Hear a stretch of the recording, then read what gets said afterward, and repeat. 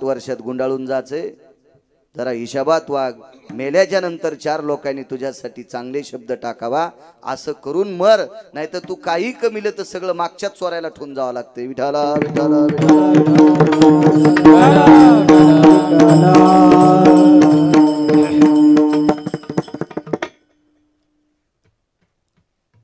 म्हणून मृत्यूच्या बाबतीत ऐकायचं। एक चक्रवेन नावाचा राजा होता, फार विद्वान राजा। बाळासाहेब हे चरित्र आवर्जून ऐका, तुम्ही ऐकलं असेल नसेल याबद्दल दुमत नाही, मी फार अभ्यासू नाही असं म्हणत नाही, पण मला छंद अडचणीत हात घालायचा। पुराणात बरं कोणाचं इचकीत नाही, आणि कशाला इचकायचं? जो सकाळी पाणी नेत नाही त्याचं इचकायला मी रिकाम आहे का?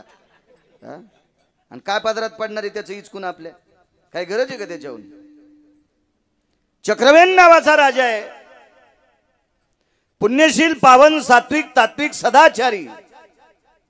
आपल्या राज्यावर निष्ठा ज्याची आहे त्याला राजा म्हणतात। मोठा माणूस कोणाला म्हणतात माहिती आहे का? आपल्या राज्यातली माणसं मोठी व्हावा असं ज्याच्या मनात आहे त्या राजाला मोठं म्हणतात। सगळ्याला दळून मीच मोठं व्हावा अशाला हरामखोर भडवा म्हणतात। विठाला विठाला विठाला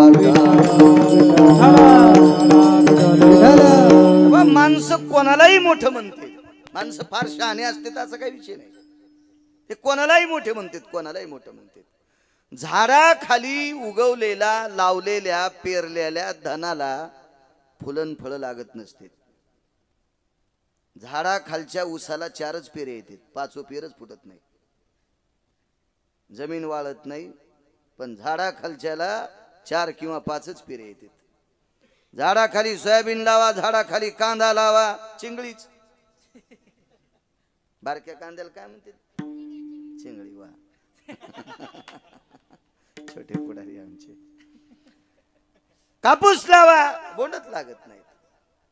मोठाली झाडं बारकाल्या झाडाला उबदाऱ्याच येऊ देत नाही, आणि तरी तुम्ही त्याला मोठाले म्हणता। हे मोठाला म्हणणाऱ्याची बसायची जागा निबर दांड्याने हाणायला पाहिजे। 2-2 महिने भडवायला खाली बसताच येऊनी, कोणाला मोठं म्हणता? अरे जो आपल्याला मोठं करतो त्याला मोठं म्हणायचं। विठाला विठाला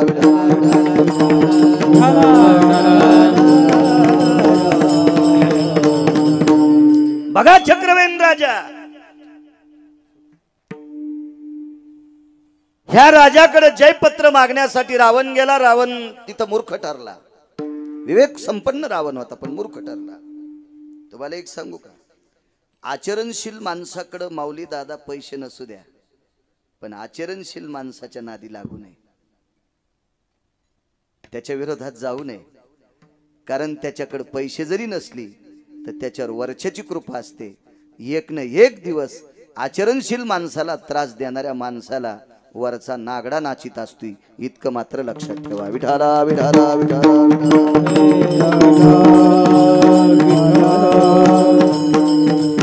क्षत्र कुठलंही असू द्या, कुठलंही क्षेत्र असू द्या, मी आधीच सांगितलं, नुसतं परमार्थ नाही, कुठलंही क्षेत्र असू द्या,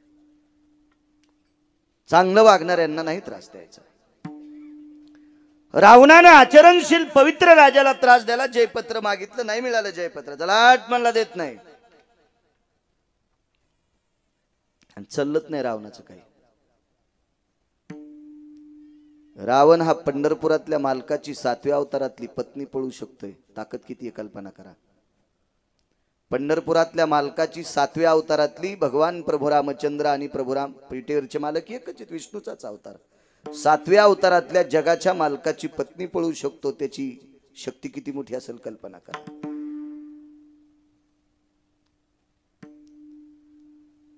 त्याच्या बुद्धिवादावर भगवान शिवशंकराला प्रसन्न करून 7 कोटी गावाचं, घराचं गाव, 7 कोटी सोन्याच्या घराचं गाव तो आपलंसं करू शकतोय, डोकं किती मोठं असेल कल्पना करा। पण त्याला काहीच मोजलं नाही, चलाट, फक्त श्रद्धेची ताकद। आणि एके दिवशी चक्रवेन राजा रावणाच्या नगरीत जयपत्र मागायला गेला। जयपत्र म्हणजे चक्रवेननं सांगितलंय, गुप्तचर लंकेच्या राजाला रावणाला म्हणाव मन मी चक्रवेन राजाला भिलो म्हणून, दे लिहून जयपत्र। ते गुमास्ता गेला हजारे बुवा, त्याची हिंमत नव्हती रावणाला सांगायची नलगे की चक्रवेन आला जय पत्र मागायला. रावण भावाच्या थुतरीत हाणू शकत होता भजन करणाऱ्या, तर हे मधल्या लोकायला तर कुठं कुठं हाणीन त्याचं मिळत नव्हतं. लय अवघड होता. अहो त्याच्या मामाची इच्छा नव्हती मारुती रायला फसायची, मरायची बी नव्हती. हो त्याचा मामा सख्खा मामा, हो त्याची इच्छा नव्हती हो मारुती रायला फसवायची. पण रावण म्हणला होय महाराज. त्याला महाराज व्हायचंच नव्हतं, कारण ते मांस खात नव्हता, ते हाड खात होता. मांस खाल्लं नाही रावणाच्या मामानं. मज्जातंतु नैव भक्षंती आस्तित भक्षंती ततो मारीचो भयस्थितः नैवम गांजा कसम लिखितम. हे गांजा फुकेन लिहिले का? तुमचं नशीब खोटं तुम्हाला ऐकायला भेटलं नसेल, ते तुमचं नशीब पालतं, त्याला मी काय करणार आहे. तुम्ही वाची जा चांगलं. खपक्या मोबाईलत भेताडासारखी तुम्हाला इतकी जाणं. ज्याला कवडीची अक्कल नाही त्याला 3-3 वाजूस तर बोलतात जेवलास का, काय खाल्लं सर, काय पालथा करू तू त्याला इच्छू घिचकू, तो काय तू भलं करणार आहे. 8 लोक होते. आस्ति भक्षंती ही लंकेशा गेयम निशाचरो कृतु. 8 राक्षस होते. निशाचर म्हणजे राक्षस, आस्ति म्हणजे हाड पचवणारी.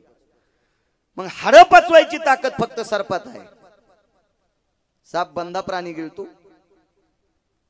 बगळा बंधा प्राणी गिळतो, बारीक उंदीर असेल तर बगळा बंधा गिळतो. आस्ति पचवायची ताकद आहे. आस्ति पचवायची ताकद पालीत आहे. आस्ति पचवायची ताकद सरड्यात आहे. छोटे का होत नाही पण ते पचवू शकतो, बाकी लोकांना आस्ति पचत नाही. मग आस्ति हाड पचवायची ताकद ज्याच्यात येते महाराज होत असतो का? आणि त्याला महाराज केलं ना, दट्टाच तसा होता ना त्याचा, रावणाचा दट्टाच होता त्याचा. तू होतो की नाही महाराज? ते म्हणला महाराज होतो पण काम काय करायचं, मारुतीला फसवायचं. काय काम झालं तुमचं, आगाऊच काम. आणि ते हानीन. आणि रावण म्हणला ते हानीन तू नाही झालं मी इथं हानीन.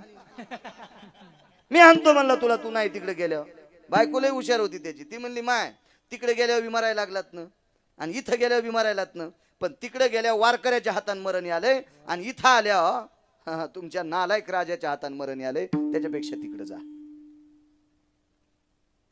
दट्टा होता त्याचा, दट्टा होता. हे शक्तिशाली रावण होत.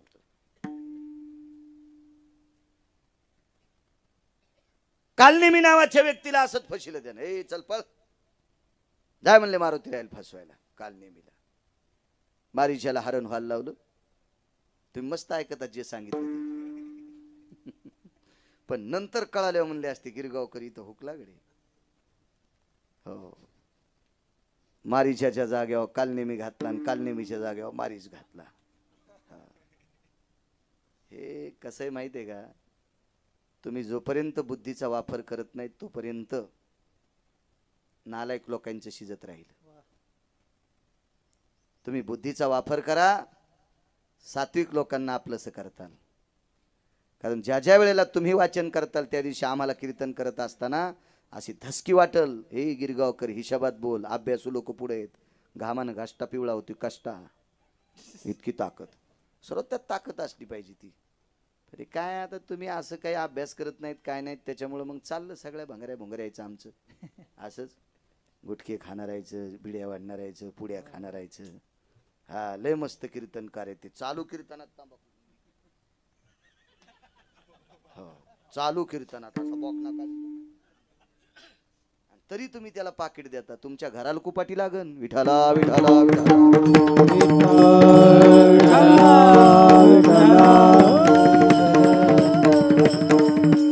नका आणू मला. तुम्हाला वाटत असं एक कडक बोलते नका आणू, तुम्हाला 30 गाव पाठ्याला 36 गाव, मी काय मागे लागे नाही, काय गरज नाही.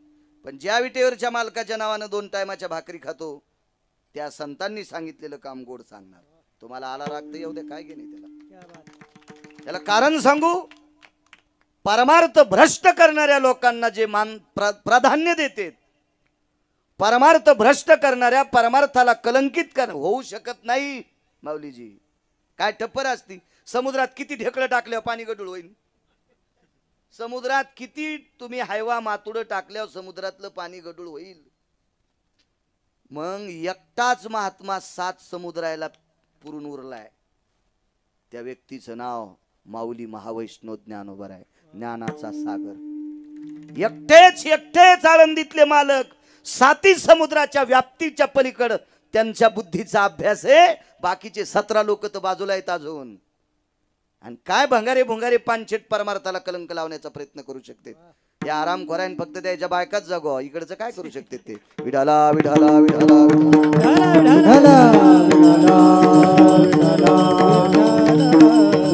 पण कधी कधी मद्यपान करणारा असेल, व्यसन करणारा असेल, तुम्हाला त्याची कला आवडत असेल आणि तुम्ही त्याला या स्टेजवर बोलून प्राधान्य देत असाल तर परमार्थाला दोषी, परमार्थाला कलंकित करण्याचं काम यजमान करायला लागलाय. म्हणून त्या हरामखोरानं केलेलं पाप पैसे देणाऱ्याला सुद्धा अर्ध बोकांडीवर पडतंय. दोघाशी पतन सारिखेशी केले पाप जेने दिले अनुमोदन, दोघाशी पतन सारिखेशी. म्हणजे या जागेवर चांगलं ऐकायची मानसिकता ठेवा. कीर्तनात कीर्तन झकात झालं पाहिजे, लयच रंगलं पाहिजे. साड्याने सुन्नाची तू काय महाराजायला नाही, इथं नका ती भावना ठेव. चला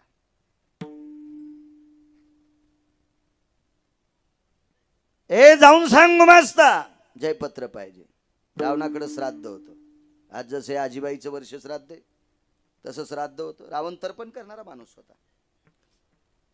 श्राद्धाच्या दिवशी तर्पण करत असतात दक्षिणेकडून. या नावय भयो जय स्थितो यत्पतयं भयंजनाः जज्ञिरे पिविष भय सर्वास्थितमग्ध भरवो जतंजयो दुर्वास सर्वस्थिता भयो दर्भासन सकल विषदे लुप्त पिंडो भय पिंडो मुक्त पिंडस्ततेव च वाराणस भयस्थितं गयाव्रजनो जयस्तु यत्मंगला सव्याप सव्यम यज्ञोपवितस्ततेव च रक्तचंदनम अरक्तपुष्पाधि अंगुष्टाधि स्नान भयो यन्मिद्यायन बकल सुधा भय व्याप्ति यन जायन्ते ऋतुसारा भय संग सुदान ऋतुसारा भय संग सुदान ऋतुसारा भय संग सुदान.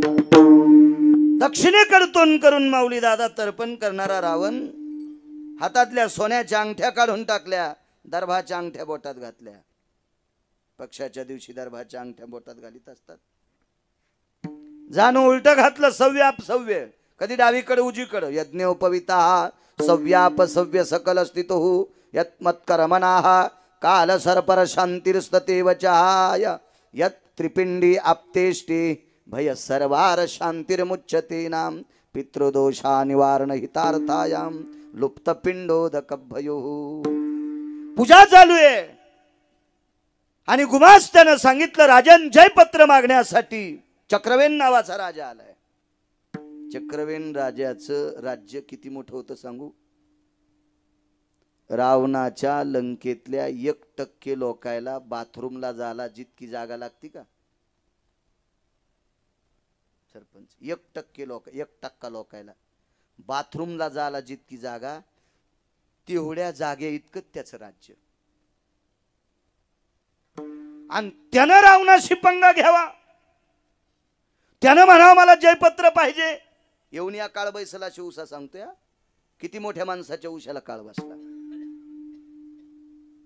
कारण कीर्तनकार किती विद्वान आहे त्याच्यापेक्षा त्याच्या कडव्यावर किती बोलतो हा महत्वाचा विषय.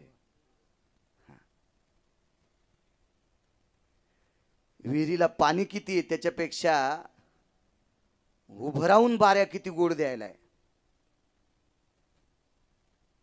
किती दारं धरायला. आमच्याकडे दारं म्हणतात. रात्रंदिवस विहिरीचं पाणी उपसत नाही. मस्त जांभळी खाली झोपला, ऊस कोरडा, एरांडच भिजले.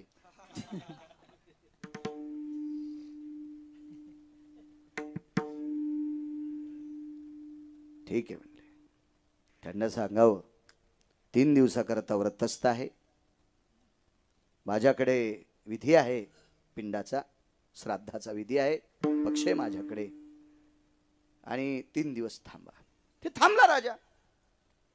चक्रवेन राजाकडे 127 सैन्य होतं, फक्त 127. रावणाकडे 1 लाखापेक्षा जास्त हत्ती होते. पांढऱ्या रंगाचे सांगायलो, 1 लाखापेक्षा जास्त पांढऱ्या रंगाचे हत्ती होते. मला वाटतं इथं बसलेल्या पांढऱ्या रंगाचा हत्ती पाहिला का ना कोणी आतापर्यंत. हातवरी करा बरं. पांढऱ्या रंगाचा त्याच्याकडे 1 लाखापेक्षा जास्त. अधिष्ठितम ब्रह्मकन्या भयो कुंजरो धवल कांती जायो ज्या हत्तीवर ब्रह्मकन्या म्हणजे सरस्वतीची कृपा असती अशी धवल कांती पांढरे शुभ्र हत्ती लाखापेक्षा जास्त त्याच्याकडे होते.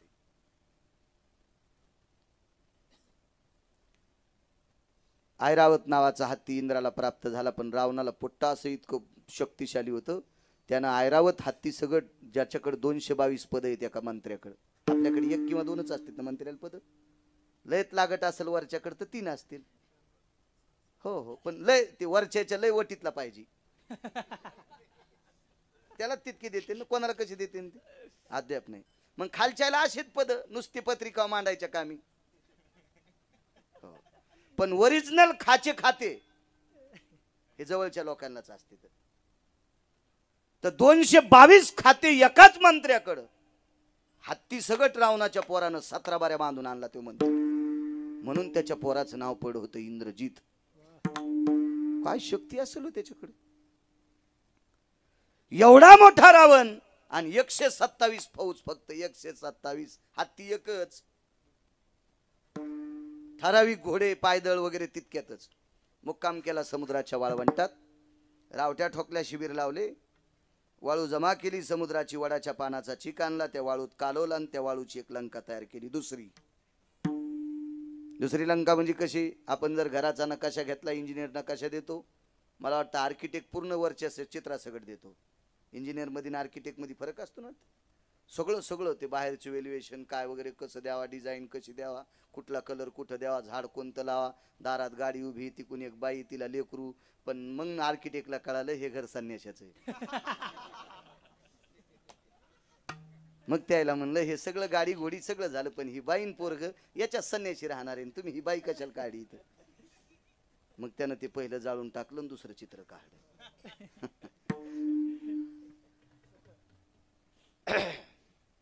आर्किटेक्ट जसं घराचं चित्र देतो तसं लंकेची प्रतिकृती तयार केली. प्रशांत गुरुजी आपल्याकडे गायवाडा करीत होते पहिल्यांदा, तशी प्रतिकृती केली.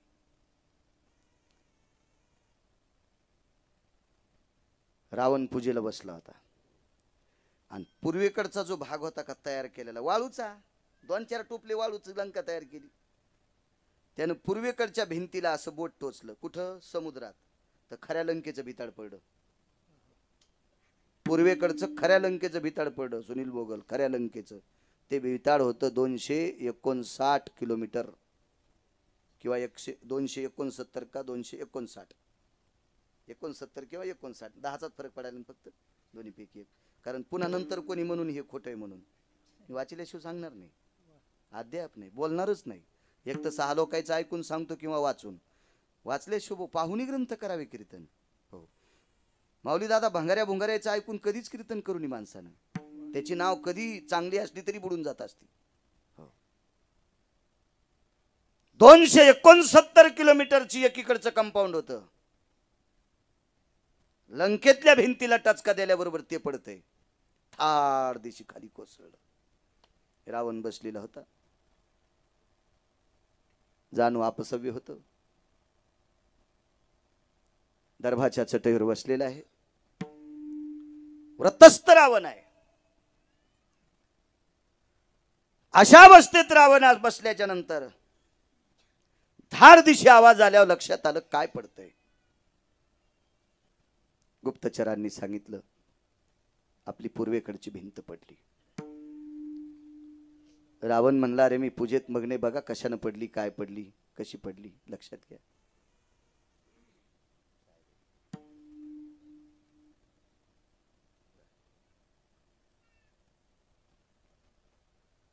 गुप्तचरांनी सांगितलं वादळ सुटलेलं नाही,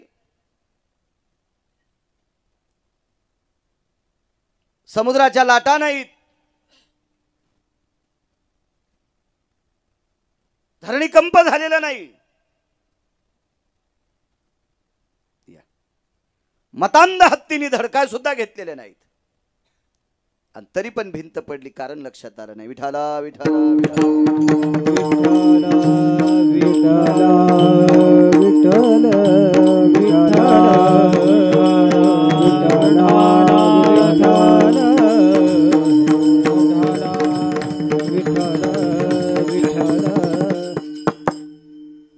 रावणाने विचार केला, चला 269 किलोमीटरचं कंपाऊंड पडे आपण बांधून घेऊ.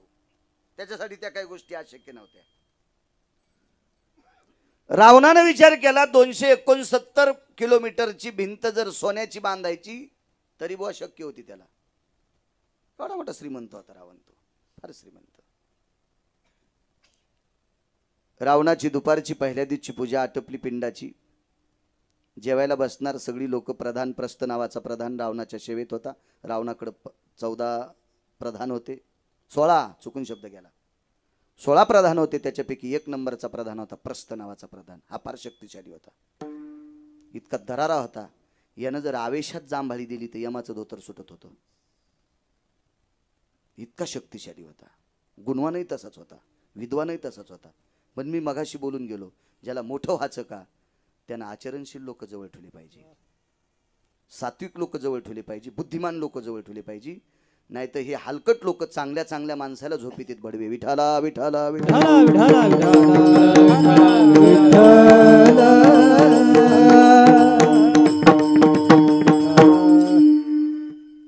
आदरणीय राजेंद्र दादा नागवडे, नागवडे सहकारी साखर कारखान्याचे चेअरमन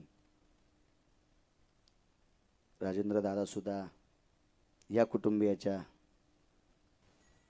या पुण्यस्मरण क्रियेच्या कार्यक्रमात आले. दादांना सुद्धा धन्यवाद. त्यांच्यासोबत आलेले त्यांचे मित्र सहकारी त्यांना सुद्धा धन्यवाद.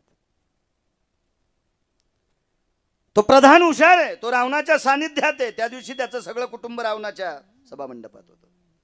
आणि दुसऱ्यांदा बोट लावलं चक्रवेणानं प्रस्थ नावाच्या घराला, प्रधानाच्या घराला.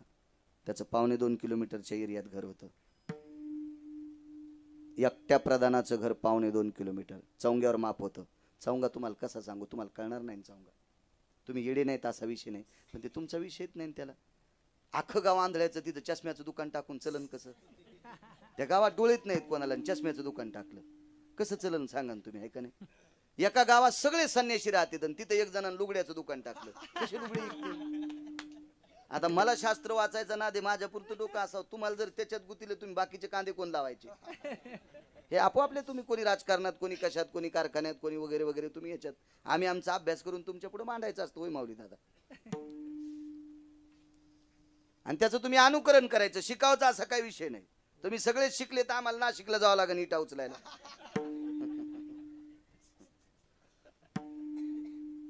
2.25 किलोमीटरचं घर एकट्या. बोट लावल्याबरोबर दादा घर पडते. ही चक्रवेण राजाची ताकद. मग रावणाचा कष्टा सुटला. रावण म्हणे, अरे प्रस्थाचं घर मध्यभागी, कर्मनो गहनो गती. प्रारब्ध गोड होतं. त्याच्या कुटुंबातली सगळी लोक आपल्या महालात होती, नाही तर सगळी चुरा झाली असती. हे दखल घ्या रे. तो रावण होता तो. म्हणे एका कार्यक्रमात ब्रह्मदेव 6 दिवस उपाशी होते. इतका दरारा होता हजारीभाऊ रावणाचा, इतका दरारा होता. रोज सकाळी देवधुहाला ब्रह्मदेव येत होता. म्हणजे सामान्य गोष्ट आहे.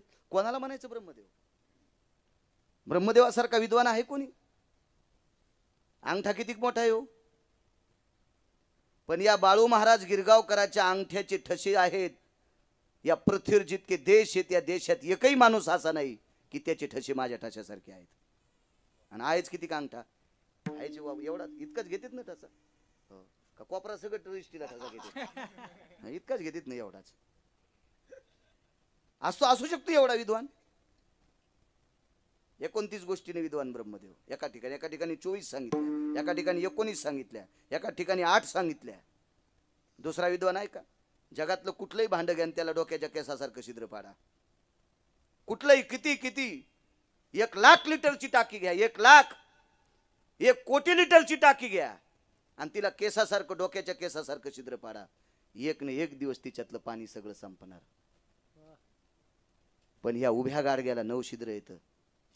एकाही छिद्रातून मनानं पाणी येत नाही. काय डोकं असेल ब्रह्मदेवाचं, काय विवेक असेल त्याचा. आणि त्याला 6 दिवस भाकर खाऊ दिली नाही रावणानं. त्याचा बी किती दरारा असेल हे बी मोजान तराजूत. विठाला विठाला विठाला विठाला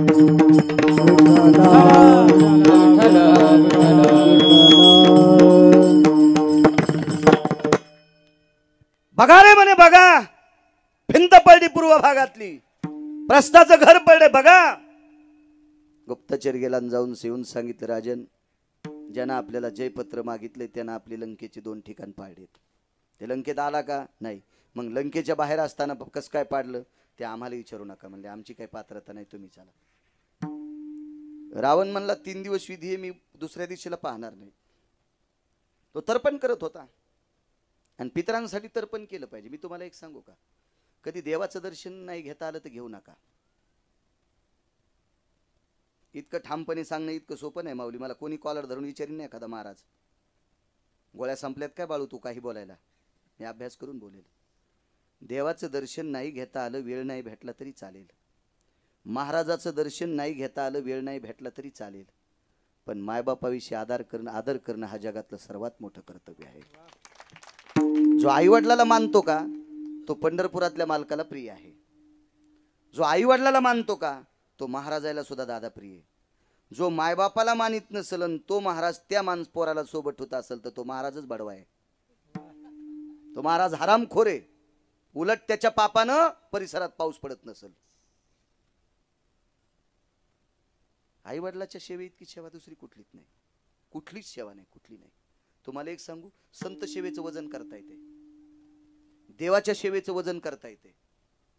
आतापर्यंत जेवढ्या भक्तांनी देवाची सेवा केली त्यांचं वर्णन करता आलं का नाही. नामदेवरायांनी विटेवरच्या मालकाची सेवा केली, सेवेची ताकद इतकी होती.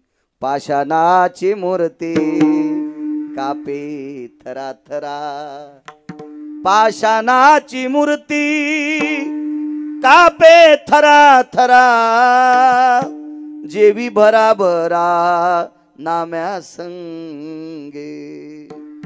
थरथर विटेवरची मूर्ती कापायची बुवा. आणि जगाचा मालक खाली बसला आणि नामदेवरायाने आणलेला नैवेद्य भर भर भर भर जेवू लागला.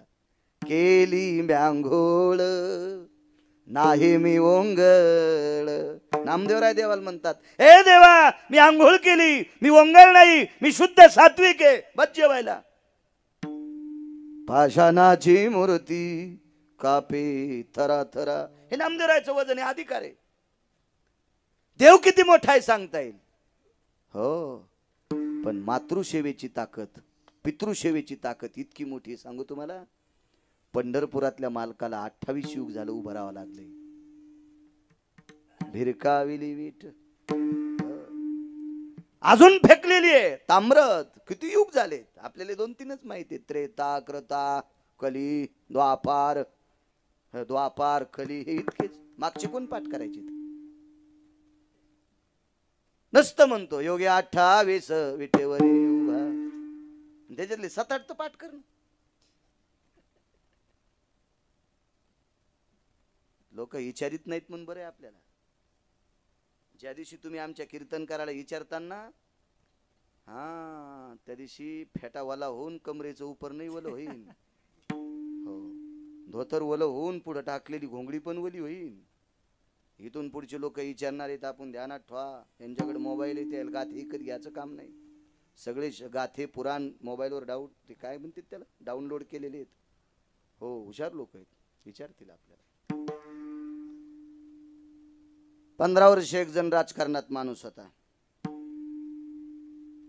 तो छत्रपती शिवाजी महाराजांविषयी बोलायचा. खाली सामान्य होते पटकेवाले बाबासारखं एक वारकरी म्हातारं. ते म्हणला का हो 15 वर्ष झालं तुम्ही सत्ता भोगता, छत्रपतींच्या 8 पत्न्यांचे नाव सांगता का. ते म्हणला कानू बापा, आणि काय सांगायला म्हणला छत्रपती, त्याच्या 8 बायकाचे नाव माहित नाही, तू हे काय लायकी आहे. भर सभेतच बोललो ते म्हातारं, पायच पडलं ते म्हाताऱ्याचे. हो मी आता दुसऱ्या बार भाषण करताना 8 बायकांची नाव ध्यानात ठेवीन आणि मग भाषण. इतकं तरी शिका म्हणले, इतके लोक हुशार झाले. एक जण कीर्तनात म्हणलं, काय छत्रपती शिवाजी महाराजांचा घोडा होता, काय छत्रपती शिवाजी महाराजांचा घोडा होता. आमच्या छोट्या पुढाऱ्यासारख्याने विचारलं त्या घोड्याचं नाव काय होतं. माईक खाल्लं, माईक. सामान्य नाही, काळही हुशार आलाय. इथून पुढच्या लोकांनी पाहुणी ग्रंथ, हा गेला काळ, तुमच्या लहानपणचा काळ गेला. कारण माणसंही सात्विक होते, परमार्थ करणारी सात्विक होते. आणि करून घेणारे सात्विक होते. आता खिचडी झालेली आहे, त्याच्याकरता हिशोबात राहा. दादा तुमच्याकडे बी खिचडी आहे बरं, आमच्यात परमार्थात जरशी हो द्या, पण राजकारणात बी बऱ्यापैकी झाली. विठाला विठाला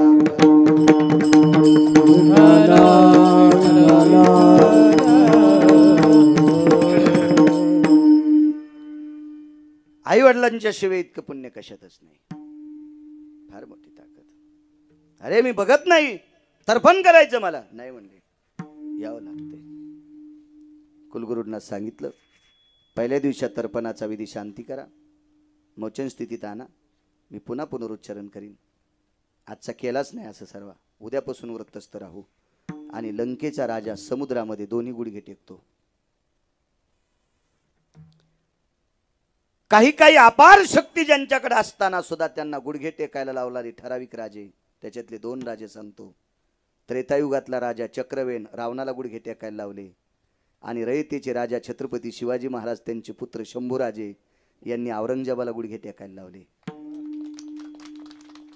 काय लोक असतील हो. औरंगजेबाने ज्या वेळेला गुडघे टेकावा त्यावेळेला कवी कलशांनी लिहावं. त्या कवी कलशांनी लिहिलेलं बघा बघा बघा बघा. 90 वर्षाच्या माणसाने सुद्धा कवी कलशांनी शंभूराजांचं केलेलं वर्णन, त्या औरंगजेबाच्या समोरचं केलेलं 5 मिनिटाचं वर्णन 90 वर्षाच्या म्हाताऱ्यानं पळड्या पळड्या ऐकावा, कानात मोबाईलची गुंडी घालून ते बाजाव पळड्या पळड्या पण हातपाय हालीन, रक्त पळतंय. ते शुरांचं चरित्र. ठराविक लोक राजे होते. रावणानं दोन्ही गुडघे समुद्रात टेकले. येऊन या काळ बैसाला शिवसा सांगतोय, काळ हा किती मोठ्या माणसाच्या उशाला बसतो. आणि रावणानं विचारलं, राजाधिराज चक्रवेन महाराज, अहो पंढरपुरातल्या मालकाला मोजित नव्हता रावण, देत नाही म्हणला बायको तुई, साधी गोष्ट आहे. त्याच्या सत्येश्वर झाडाचं पान हलत नाही. तुम्हाला आणि मला इथं किती दिवस ठेवायचंय आणि कोण्या दिवशी मळ्यात नेऊन फुकायचं हे ज्याच्या हातात आहे त्याला म्हणला देत नाही पत्नी. ब्रह्मदेवानं समजून सांगितलं देत नाही. भजन करणारा भाऊ म्हणला द्या, चल बाहेर निघ. लात मारली. लोक मोठेपणानं हात सांगतात, लात मारली बिभीषणाला, लात. मुकुट खाली पडला, पुन्हा नाही मुकुट घातला. पंढरपुरातल्यानं घातला तेव्हाच घातला. ते रावण मेल्यावर तोपर्यंत घा. काही माणसं बिले जिद्दी असते तू. हो जिद्दी होते बिभीषण.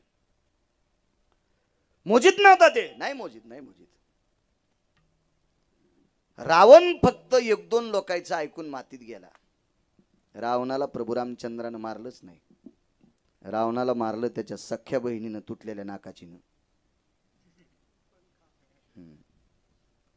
बघा किती मोठा रावण. रिकामं खाणारी माणसं घरात सांभाळायची नाही.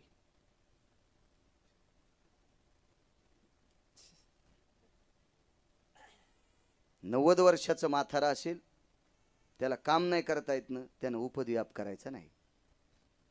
त्यानं जप करावा, नातू खेळवावा, चालता आलं तर मारुतीरायाच्या पाया पडायला जावा, आळंदीहून पंढरपूरून देहून जाऊन येतो म्हणावा. हे मंदिर रंगीत बसलं गुटके खाऊ खाऊ. रिकामी नाही सांभाळायची.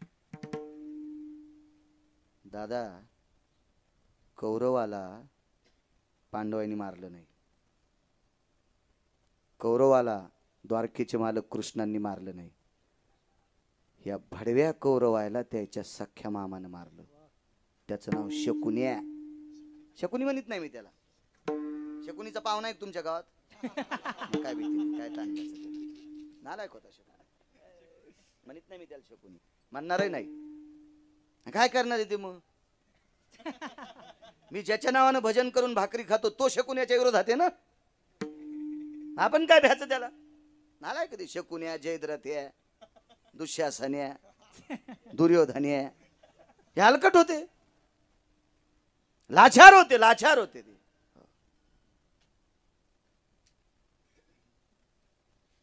मग गुडघे टेकलेने विचारलं, राजाधिराज चक्रवेन महाराज जयपत्र.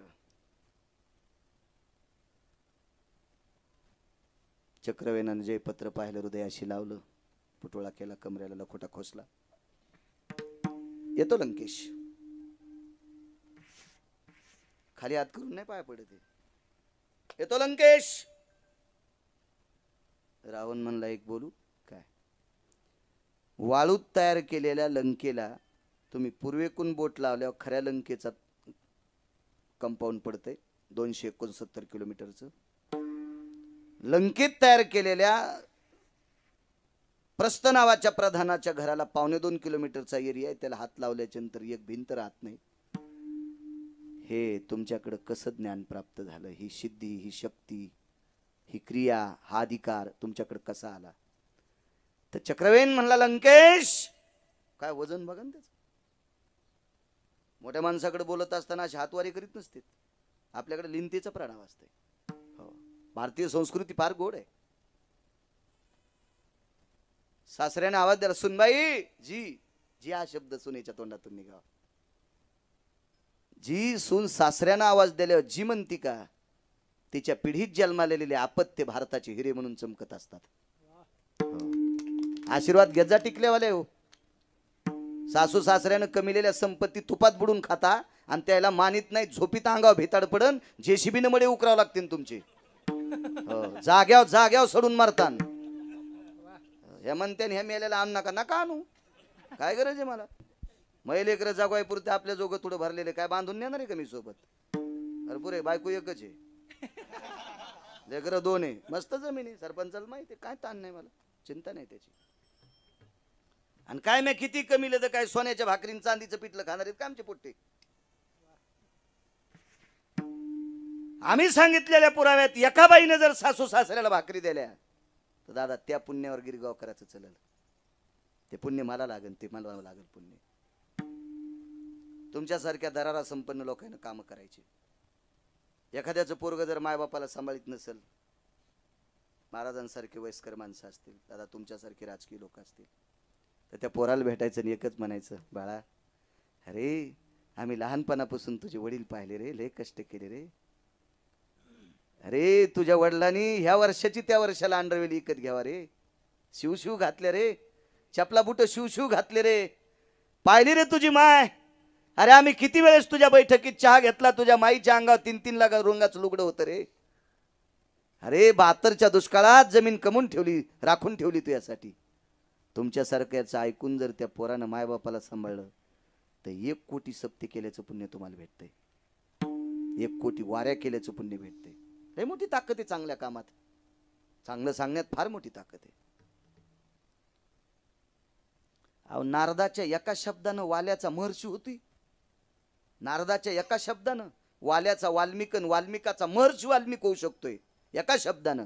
किती खुन केले त्याचा मेळ नाही, पण त्याच्या ताब्यात देव राहू शकतोय. इतकी उपदेशात ताकद असते. काय पुण्य असेल नारदाला, वाल्याचा महर्षी केला त्या नारदांनी. एक सुधारलं की सगळं संपलं.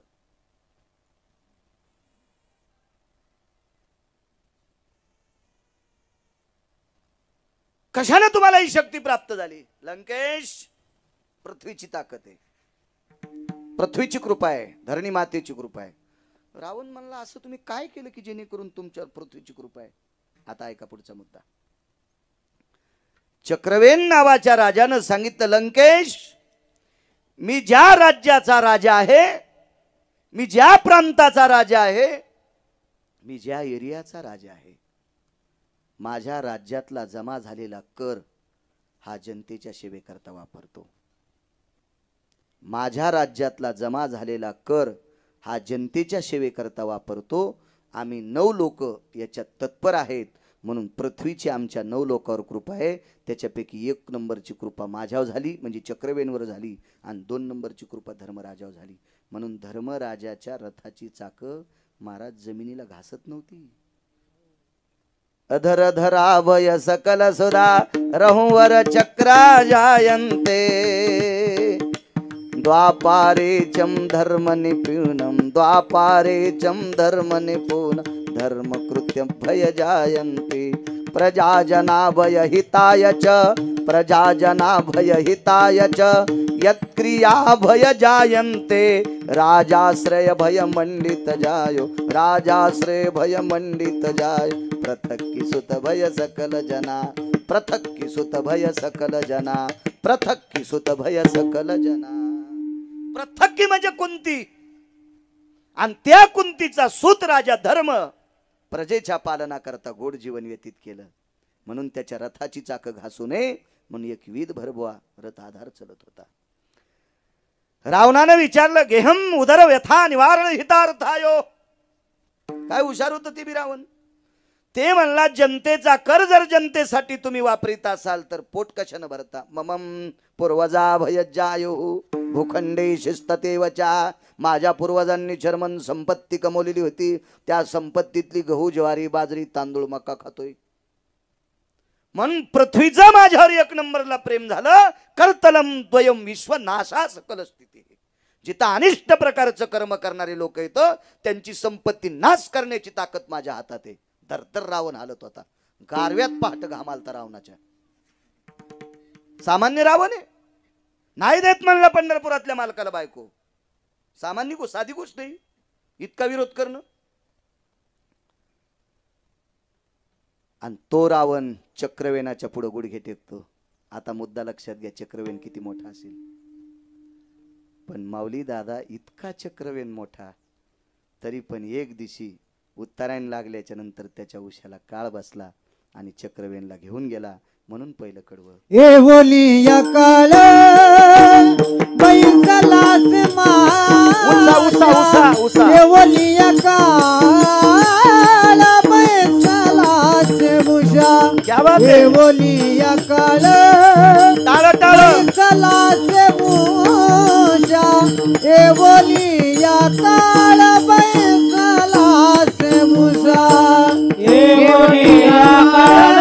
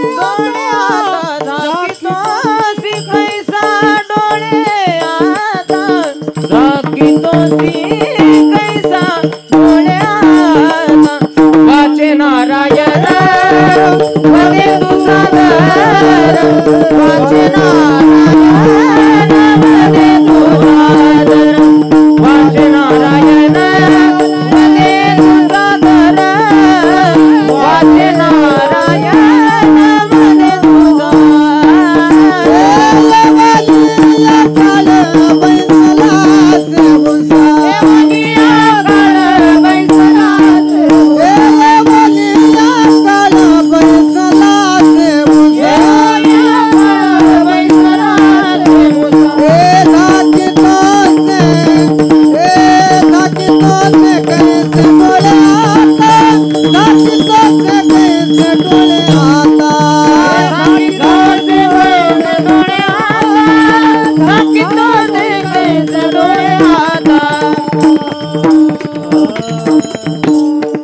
पूर्णाहुतीची.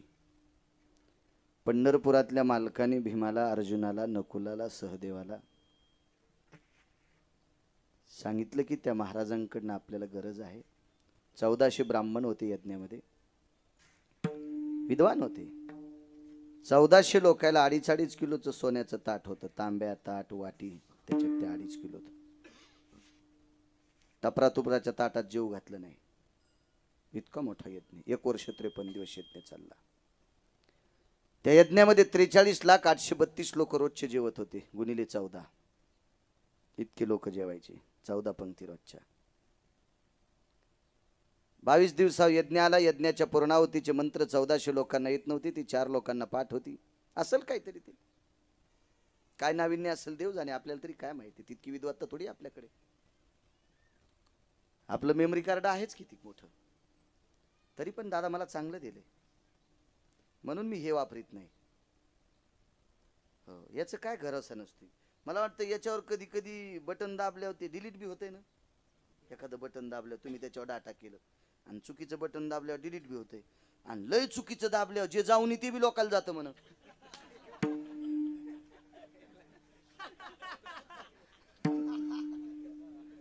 आहे का नाही? त्याच्यामुळे याच्यात चुकीचं घ्यायचं नाही, चुकीचं बटन दाबायचं नाही, डिलीट होत नाही, काहीच नाही. हे मेमरी कार्ड टाईट ठेवायचं. 4.5 शिवानरायचे नाव पाठ. मला झोपीतून उठल्या विचारा, फटफट सांगतो. 4.5 शिवानरायचे नाव. 349 नद्या आहेत, 150 पावणे 200 नद्यांची तरी नाव सांगतो. आपल्या लग्नात किती नद्यांचे आशीर्वाद असतील तितके डबल झालेल्याला सांगता यायचे नाही. त्याच्यातल्या लग्नातल्या मंगलाष्टकामध्ये अनन्य साधारण महत्व असणारी गंगा ती एक आहे. त्या गंगेचं नाव आहे चर्मन्वती नावाची गंगा.